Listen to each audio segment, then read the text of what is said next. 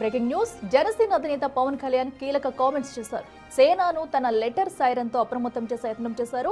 సైనికులు ఎల్లప్పుడూ అప్రమత్తంగా ఉండాలని సూచించారు.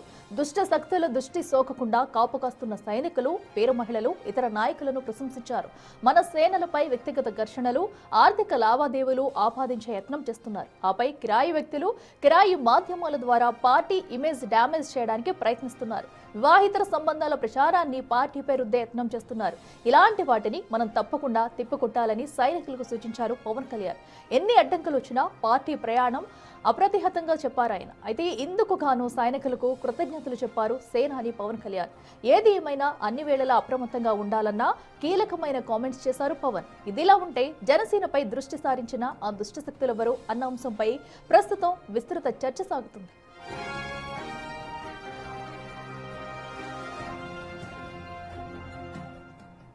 మరింత సమాచారం మా ప్రతినిధి రాజేష్ లైవ్ లో అందిస్తారు. రాజేష్, చెప్పండి, ఏదైతే అటు పవన్ కళ్యాణ్ చేసిన కామెంట్స్ చూస్తున్నామో, అలాగే తన కార్యకర్తలకు ఇచ్చిన పిలుపు కూడా చూస్తున్నాము, అంటే ఇవన్నీ కూడా ఎవరిని ఉద్దేశించి చేసి ఉండొచ్చు. సో దీనిపై అటు జనసేన కార్యకర్తలు కానీ అధికారులు కానీ ఏమంటున్నారు?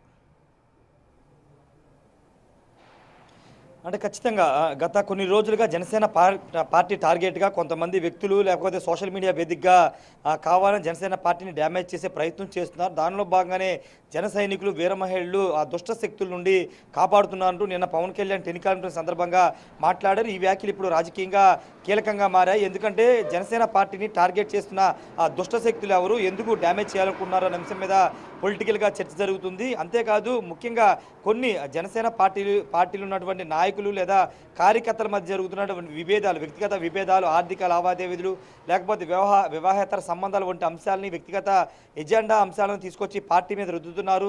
దాని కారణంగా పార్టీకి డ్యామేజ్ జరుగుతున్న అంశాన్ని ఈ సందర్భంగా పవన్ కళ్యాణ్ ప్రస్తావించారు. అలాంటి దుష్టశక్తుల నుండి కాపాడుతున్నటువంటి జన సైనికులకు, వీర మహిళలకు కృతజ్ఞతలు అంటూ నిన్న పవన్ కళ్యాణ్ మాట్లాడారు. ఈ అంశం ఇప్పుడు రాజకీయంగా చర్చనీయాంశం అవుతుంది. పార్టీని కాపాడుకుంటూ వస్తున్నటువంటి కాపు కాస్తున్న వాళ్ళందరికీ కూడా కృతజ్ఞతలు తెలుపుతున్నాము. రాజ్యాంగబద్ధంగా ఒక అధికారంతో కాదు, ప్రజా సమస్యల పరిష్కార దిశగా జనసేన పార్టీ ప్రయాణం కొనసాగిస్తుంది. ఈ ప్రయాణంలో అందరూ తోడుగా ఉంటున్నారని పవన్ కళ్యాణ్ చెప్పుకొచ్చారు. అయితే ఇప్పుడు సడన్గా పవన్ కళ్యాణ్ ఎందుకు ఈ వ్యాఖ్యలు చేయాల్సి వచ్చిందనే అంశం మీద కూడా పెద్ద ఎత్తున రాజకీయంగా చర్చ జరుగుతుంది. ముఖ్యంగా వివాహేతర సంబంధాల అంశాన్ని కూడా పార్టీ మీద రుద్దే ప్రయత్నం చేస్తున్నారనే వ్యాఖ్యలు కూడా ఇప్పుడు రాజకీయంగా చర్చకు దారితీస్తున్నాయి. దానికి ప్రధాన కారణం ఏంటంటే జనసేనకు సంబంధించినటువంటి కొంతమంది నాయకుల మీద ఈ మధ్య రాజోలకు సంబంధించినటువంటి విషయంలో మహిళల పట్ల అసభ్యంగా ప్రవర్తించడం, కొన్ని ఆడియో లీకులు రావడం పైన కొంత చర్చ జరిగింది. అంతేకాదు ఆ నాయకుల మీద మహిళా కమిషన్ కూడా సీరియస్ అయినటువంటి నేపథ్యం. ఈ నేపథ్యంలో లాంటి వ్యక్తిగత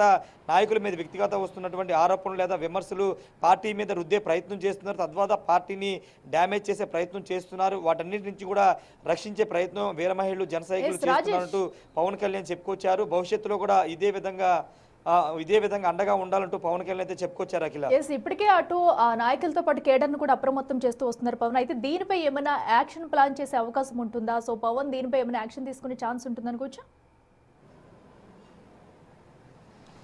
ఖచ్చితంగా ఇప్పటికే పిఠాపురంలో ఈ అంశం మీద పవన్ కళ్యాణ్ చాలా గట్టిగానే మాట్లాడారు. సోషల్ మీడియా వేదికగా ఇష్టం వచ్చినట్లు పార్టీ మీదో లేకపోతే తన మీదో మాట్లాడితే చూస్తూ ఊరుకోబోమంటూ ఇప్పటికే పవన్ కళ్యాణ్ స్ట్రైట్గానే వార్నింగ్ ఇచ్చారు. కొన్ని సామాజిక మాధ్యమాలు, యూట్యూబ్ ఛానల్స్ జనసేన పార్టీని టార్గెట్ చేసుకుని లేకపోతే పవన్ కళ్యాణ్ టార్గెట్ చేసుకుని కావాలని విషప్రచారం చేస్తున్నారంటూ ఆ పార్టీ మండిపడుతుంది. ఇప్పుడు నిన్న పవన్ కళ్యాణ్ ఓపెన్ అయ్యారు కాబట్టి ఖచ్చితంగా అలాంటి వారిపై ఇకమైనా ఖచ్చితంగా చర్యలు ఉంటాయని పవన్ కళ్యాణ్ ఇండైరెక్ట్గా చెప్పారు. జనసేన పార్టీని టార్గెట్ చేస్తూ లేకపోతే జనసేన పార్టీలో వ్యక్తుల మధ్య జరిగే ఇష్యూస్ని, ఆర్థిక లావాదేవీలని తీసుకొచ్చి పార్టీ మీదకో లేకపోతే పవన్ కళ్యాణ్కు ఆపాదిస్తే కనుక ఖచ్చితంగా అలాంటి వారి మీద చర్యలు తీసుకుంటామని పవన్ కళ్యాణ్ ఇండైరెక్ట్గా చెప్పారు.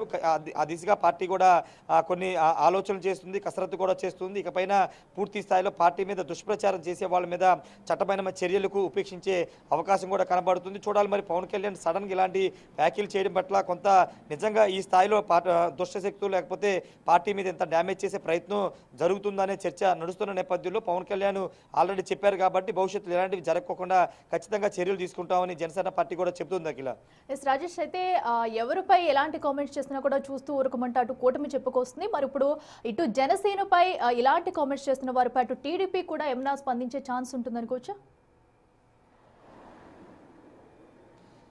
ఖచ్చితంగా కూటమిలో పార్టీలకు సంబంధించినటువంటి నేతలు కానీ లేకపోతే వ్యక్తిగత విషయాల మీద ఎవరు మాట్లాడిన లేకపోతే ఫేక్ ప్రచారం తీసుకొచ్చిన వాళ్ళ మీద కఠిన చర్యలు ఉంటాయని హోంమంత్రి మాట్లాడుతున్నారు. నారా లోకేష్ కూడా చెప్తున్నారు. దానికోసం సోషల్ మీడియాలో అసభ్యకరంగా పోస్టులు పెట్టే వాళ్ళ మీద కఠిన చర్యల కోసం ఒక చట్టాన్ని ఒక బిల్లును కూడా తేబోతున్నారు.